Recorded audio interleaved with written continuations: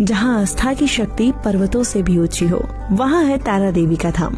250 साल पुराना ये तारा देवी मंदिर न सिर्फ एक धार्मिक स्थल है, बल्कि आत्मिक शांति और दिव्यता का भी अनुभव है। चारों ओर हरियाली, बादलों की चादर और हिमाचल की ठंडी हवाएं और बीच में माता तारा देवी की कृपा।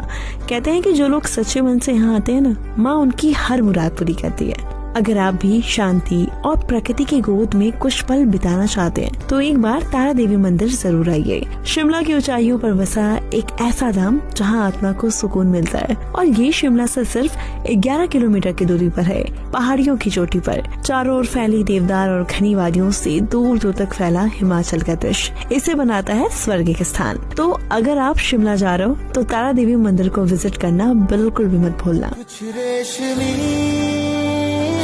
कुछ खुरदुरा अभी बह